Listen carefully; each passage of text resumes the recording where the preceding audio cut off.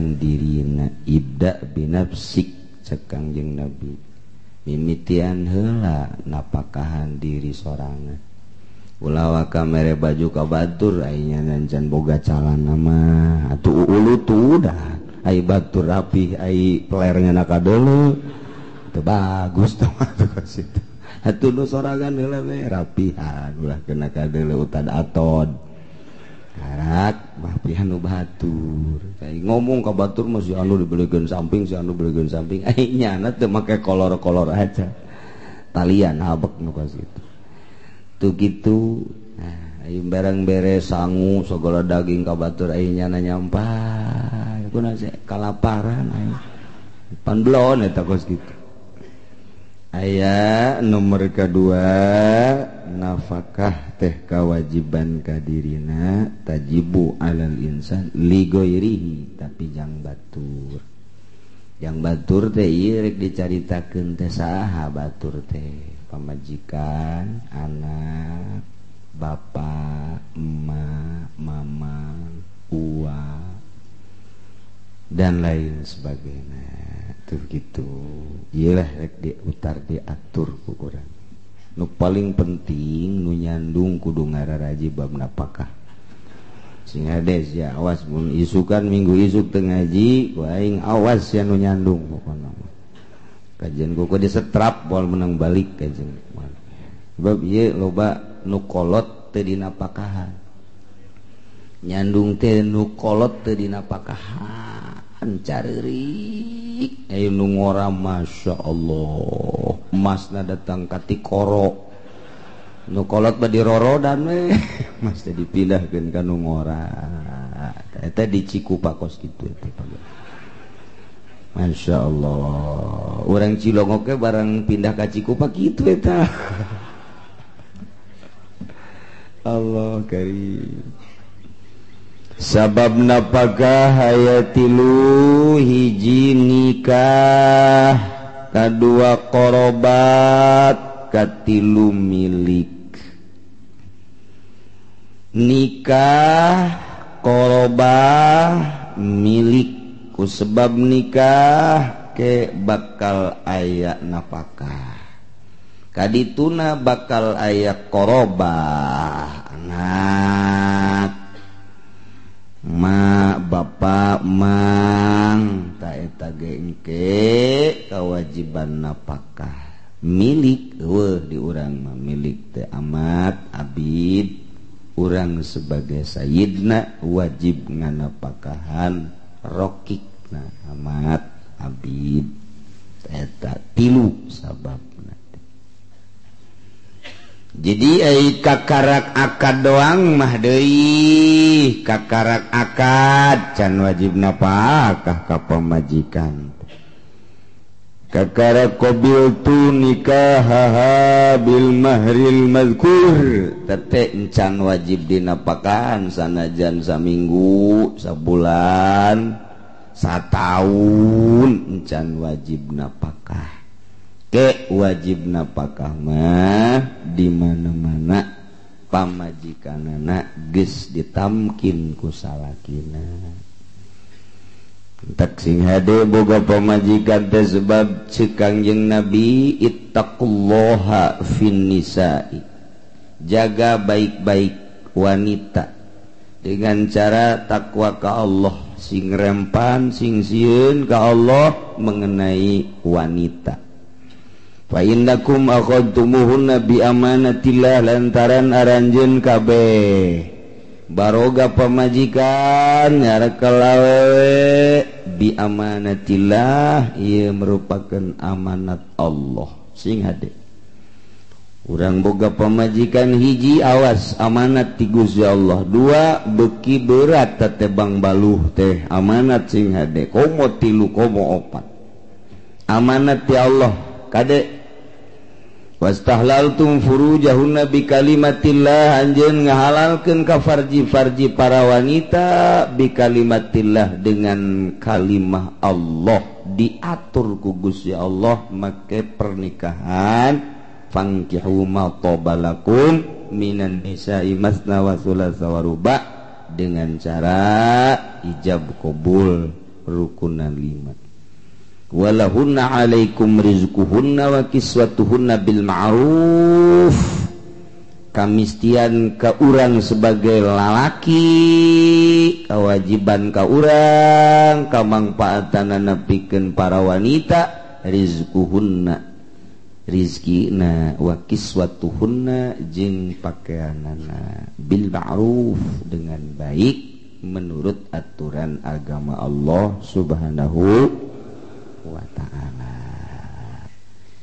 Geus engke nu bakal diatur dina napakah teh 3 sesuai jeung tolakna. Tolak ge tolak hiji, tolak 2, tolak 3. Ke napakah ge aya 3 rupa.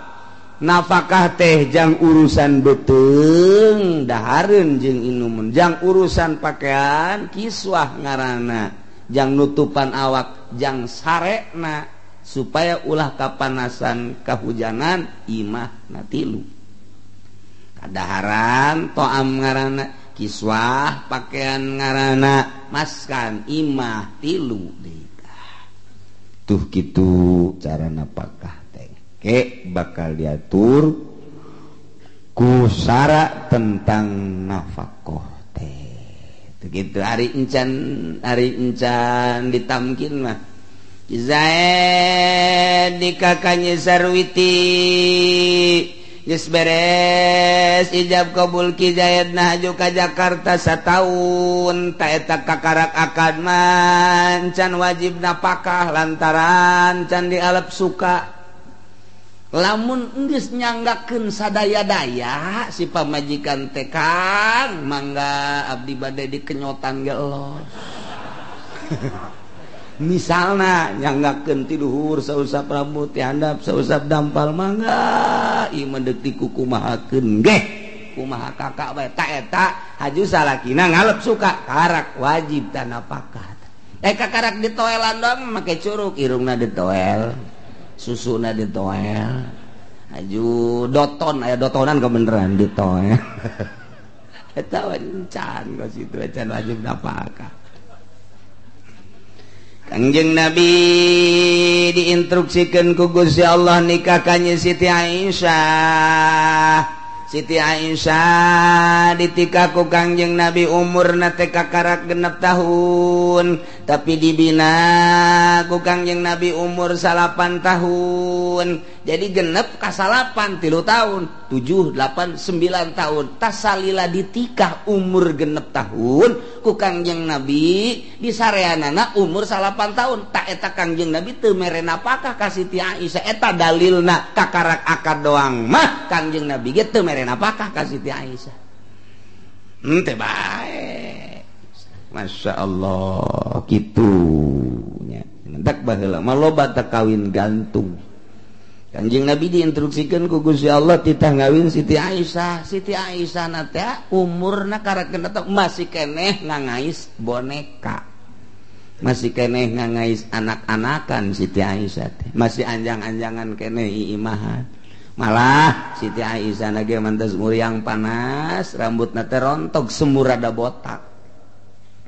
Kiriman ku Gusti Allah melalui malaikat Jibril foto gambar lain foto gambar engkos foto mun kuari mah ta ieu kudu dikawin cek Gusti Allah mun bahasa urang nama barang dideuleu ja ieu mah budak keneh Aisyah ngaranna ta eta tingali ukang jeung nya budak keneh ditikah we ja instruksi Gusti Allah Subhanahu wa ta'ala tuh umur 8 tahun karak ukang jeung Nabi sarean mulai tidinya kakarak wajib nafkah. Urang ge lamun can disarean mah pamajikan teh can wajib nafkah ke geus dialep suka geus dijima kakarak wajib nafkah. Kumaha aturanana? Nafkah eta tergantung golongan salakina. Sebab salaki aya 3 golongan. Aya golongan musir hartina sugih, aya golongan mutawasit hartina sedang, aya golongan mu'sir miskin. Ta eta golongan eta beda engke mere nafkahna.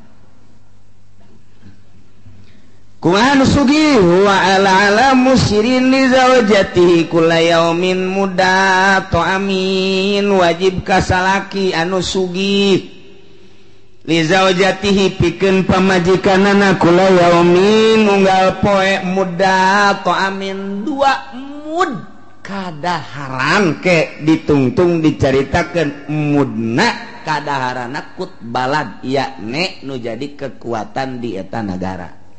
Jadi beda-beda. Di Indonesia nu jadi kekuatan adalah sangu, berarti beas mud. Bahwa di Madura mah nu jadi kekuatan teh jagong mun memang jadi kekuatan anak jagong. Lamun aya jelema nu kekuatan anak teh terigu atuh berarti. Lamun kekuatan kitu korma tergantung kumaha nu endeg kadaharna. Sebab anu teu beuki mah kana sangu atuh dibere sangu olam. Sakumaha urang teu beuki ieu ka keju teh teu beuki urang mah teu beuki tak ka keju teh dipaksakeun ge kadon olam bae. Jadi jelema teh sadaerah jeung saadat. Urang mah kuari ngadahar sangu ngeuna tapi coba mun urang ka Mekah neuleuh urang India ngadaharan empleng saking kuari ona rada laletik baheula tahun 90 mah empleng teh sagede nyiru. Tahun 90 datang ka 9 genep mah emplengna sagede nyiru. Masyaallah eta paranti ngagorengna ge percis Hajar Aswad. Nu mantap aya nu kasalahan urang Indonesia mah nyium Hajar Aswad teh lain di Baitullah di toko. Da eta Hajar Aswad ku jadi diasukeun we huluna ka jero atuh horeng panas. Ranti ngagoreng eta kos Hajar Aswad bentukna kitu. Eta gede sagede nyiru nya masa kali meuli atuh rombongan ieu meureun saurang nu meuli nama gitu 20 keur can nyaho mah eta si jang parab naon. Horengnya nama dahar ta kos kitu teh tah dahar. Aya jitu jamaah mawa ta ka pondok nurutan nyana teh dibawa ka pondok kos itu atuh nu beuki diantepkeun sapoe sapeting keur mah tahun 90 mah panasna 50 derajat. Leuwih di bahanan paranti nyemprot pan di dieu ge ku pamarentah. Nah, begitu diantepkeun sapoe sapeuting, masyaallah eta mah sakumaha beusi telas. Telas eta kadang teh pake nipah anjing asa pae eta. Ku teas-teasna. Ya Allah, eta kadaharan urang luar negeri, urang India mah daharna teh kos kitu. Comot, coel, terus pakai saos atau aya di sambal jeung tek-tek bengek nya na paranti kos kituna. Urang-urang nurutan kos jahasem. Teu beuki urang mah. Beda deui jeung urang takroni, urang habsyi hararideung daharna lain deui. Urang Indonesia mah sangu sanajan isuk-isuk geus ngawuduk atawa ngupat atawa geus nyong ngasop gede kieu ye lontong tetep bae jam 11 can dahar keneh we ngomongna. Eta urang Indonesia eta. Tadi naon tadi? Tadi mau uduk can. Masyaallah, kabina-bina aja seorang Indonesia mah. Mantak beda jeung orang Arab. Urang Arab mah jelemana geledek, gelasna leutik. Urang Indonesia jelemana leutik, gelas masyaallah. Orang Indonesia geus kitu bae beda adat sebab di mimitian di pondok nage memang nginum nage lain di gelas di kastrol langsung tak eleh kebawa eneng tak Masyaallah. Wajib kasalaki anu sugih nganapakahan pamajikanana nu geus tamkin unggal poe 2 mud teh sakumaha samudna. Nah di dieu dijelaskeun wal mudu mi'atun wa salasatun wa sab'una dirhaman wa sulusu dirhami. Mud istilah urang Arab dijelaskan ku bahasa Arab nu ngajina urang Cikupa datang ke Irak yang maka harti bae atuh mal harti wal mudu arisa mud biatun eta 100 wa salasatun jeung 3 wa sabuna jeung 70 dirham wa sulusu dirhamin jeung 10 dirham. Hayo kusia sakumaha teh sih wallahu alam teu harti atuh Arab dijelaskeun ku Arab tah nu mantak ge ieu mah urusan ahli falak tuh kitab di Jawa geus ngajelaskeun tentang rute had jama koser marhalah ngaranna geus dihitung make ilmu falak aya 2 kitab di Jawa ahli falak ngajelaskeun tentang eta detik si kitab nama. Kemudian tentang iya dirham, dinar, dirham Irak, dirham Mekah, dinar Irak, Yordan beda-beda teteh dirham teh gitu kadar gram. Nah iya ge dijelaskeun wal mudu ari samud eta 173 sepertilu dirham. Mun diberatkeun sakitu tah 173 sepertilu dirham. Eta berat teh sakitu tah sak muda sakitu tah. Masyaallah. Ceuk kaul asom mah sak muda 170 hiji 3/7 dirham. Hese kabeh. Hese kabeh. Puyeng kabeh pokona mah. Guys, alhamdulillah baheula kunjungan Kiai Daman almarhum ti Mekah ka dieu di samping mawa kitab manasik, mawa oleh-oleh, nyana teh mawa emud ka almarhum ka Abah. Ieu lah emud Mekah keur di dieu aya bae poho kukulan teh dibawa. Nyawa di mana meureun kuari? Aya tadi dieu di kotak eta paranti nerangkeun ka santri ieu emud oleh-oleh ti Abuya Daman Huri almarhum kadinya 2 kali salila itu kula aya di dieu teh eta mud teh barang kukula kitu diakurkeun jeung letter eta teu sabaraha beda ternyata mud jeung letter teh akur sak mud teh saletter mucu ngan bentukna nu beda ai letter mah buleut ai mud mah kitu ngagentong kos gentong mah gitu kos gentong jadi luhur nase leutik rada leutik bentelu gitu. Kukula pernah dicoba mud jeung letter ternyata sak mud saletter mucung sakitu bae. Ta eta ukuran sak mud teh sakitu. Jadi geus ngomong lempeng nama 2 letter mucung. Kapan tah bari tah? Ta eta bahasa Cikupa tah teh. Letter tang geus tah. Lamun di gram ternyata eta ayana genep on. Jadi sak mud eta genep on ay sakilo sabara on 10 on aya nu genep on mud Mekah. Lamun kitu 10 on keur carita genep on berarti setengah letter mud ya. Lamun urang sakilo di letteran aya sabara letter sakilo sabaraha letter nu nyarang aku masih tukang beas coba tampil jawabannya teh akurat ya nu di dia ya tukang dahar doang lain tukang ngaleteran ieu mah ya banyak saleter 8 sakilo 8 letter uti dituna sakilo tah sabaraha letter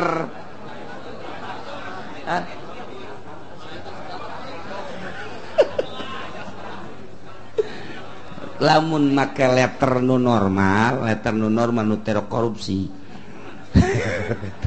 ta eta teh hampir 2 liter sakilo teh hampir 2 liter nu normal lamun nu kurang normal nu sok jang jualan 2 liter mapak lamun nu jang meuli beda pan tukang beas mah jang meuli jeung yang ngajual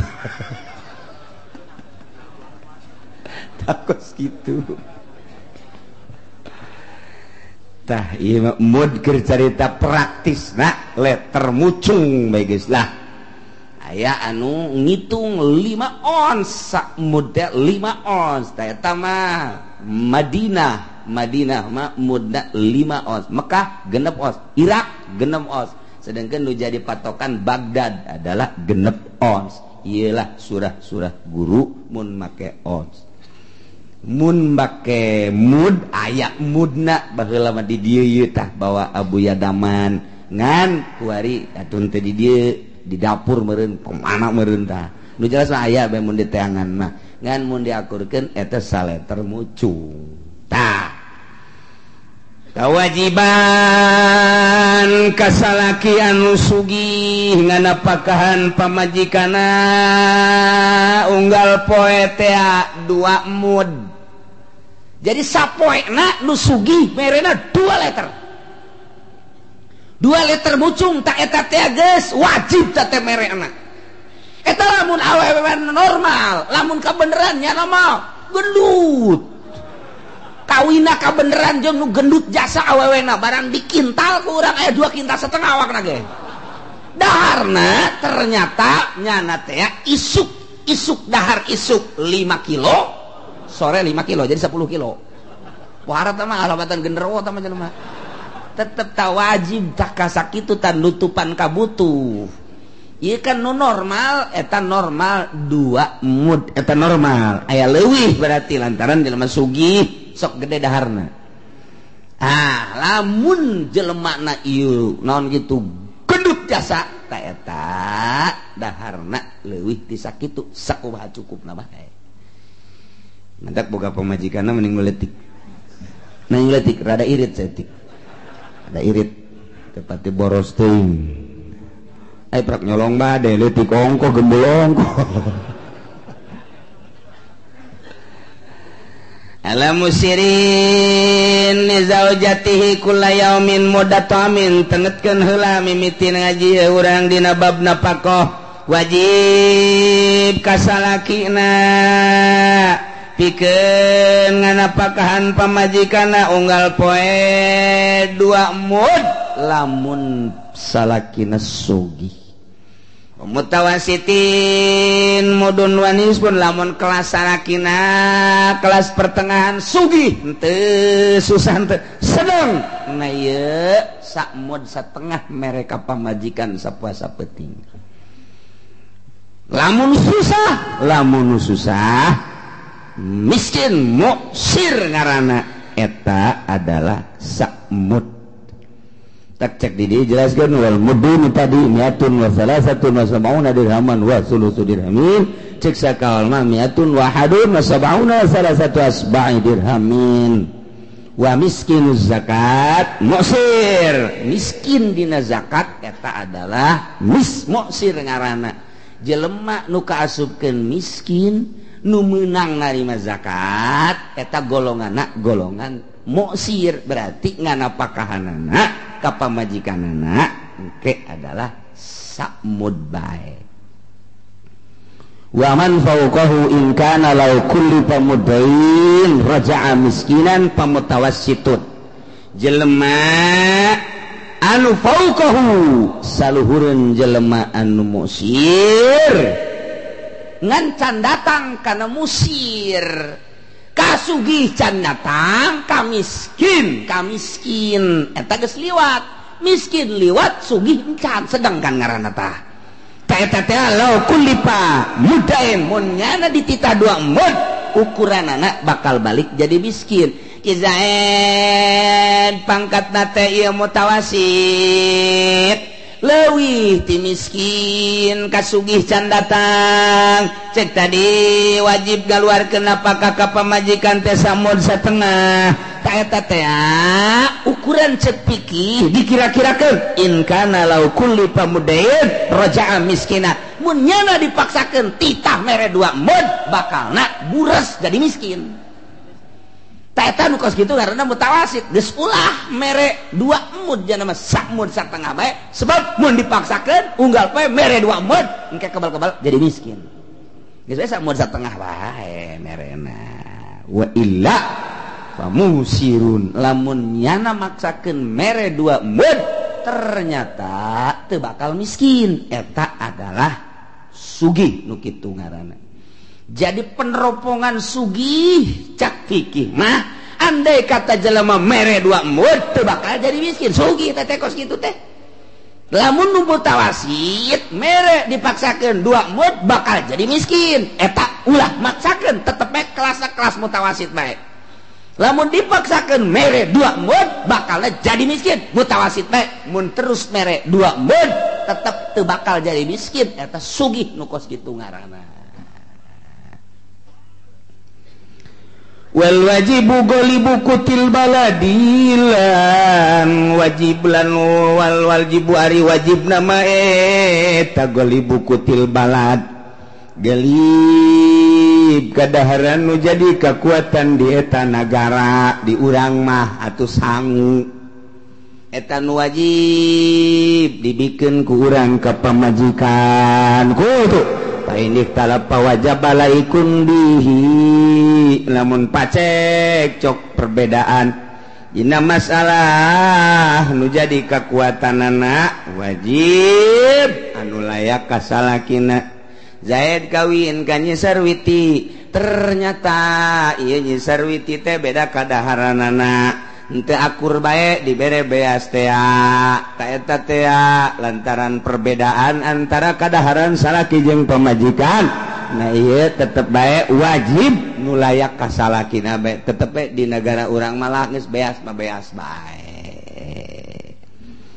ukuran ngitung sugih jeung mutawasit jeung miskina ieu yu'tabaru yasaru wa garu tulu'al fajri jadi begitu muncul fajar subuh tadi dinya boga jeung henteu nakarekeun sugih jeung teu sugihna adalah pas muncul fajar subuh begitu subuh salakina ieu boga jang 2 mudeun sugih berarti salakina ternyata teu boga 2 mud geus sak mud satengaheun mutawasit berarti mun fajar ternyata teu bogaeun eta ngaranna miskin kumaha lamun teu boga bae majat koreh-koreh cok koreh-koreh cok ieu mah jadi lamun can usaha can boga can usaha can boga can usaha can boga engke bakalna dibahas di dieu tah model kos kitu kumaha teu boga bae subuh teh geus teu boga duit meh geus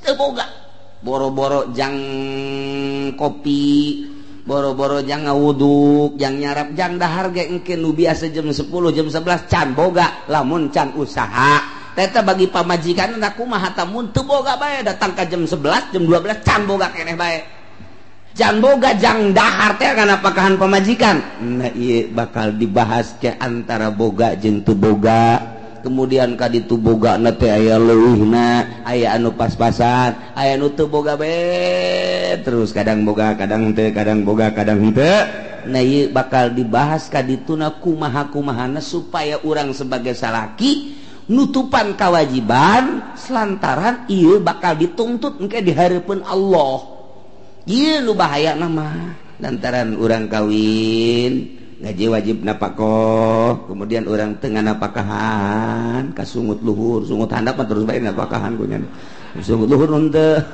tah ieu engke bakal dituntut di hareupeun Allah pamajikan neangan salakina wala yauma yafirul mar'u min akhihi wa abihi wa ummihi lalumpakan ke di akhirat teh yauma yafirul mar'u min akhihi dulur kakak umum kapanggih jeung adi lantaran kakak mamawa warisan teh dibagikeun ka adina diteangan kabeh ku adi-adina deuk lumpat ka mana atuh engke di ditu jak ka ditu seuneu ka dieu seuneu lulumpatan nyana lantaran embung didakwa kuno jadi adi-adi baheula surat tanah dibawa bae kuno kolot adina teh dibere saeutik-eutik acan geura modar sia ke di akhirat anggeus di hareupeun Allah nu kuari nyandung 1 2 3 4 tapi teu ngalapakahan geura paeh sia di akhirat diudang-udang kuno kolot sia kajen kuku make diudang deuk lompat ka mana mun can ngajebur ka neraka moal beres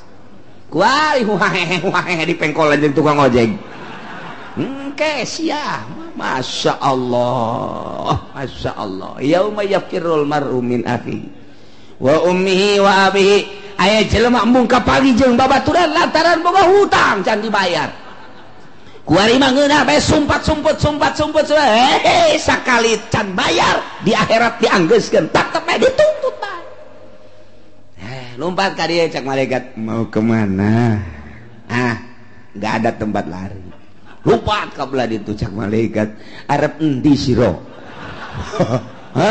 arep melayu endi orang nanggon Melayu ning kene mah malaikat ta orang Jawa Timur masalah ta Lumpat deh kade itu. Weh, mau kemana? Ya, nggak ada tempat lari di sini mah ya kagak ada. Orang kampung Melayu kan jenuh hukum. Lupa tuh. Capek. Jadi benang-benang oge kapan jeung nemboga hutang diaduk. Sidang di dirinya. Saudara hutang, bayar.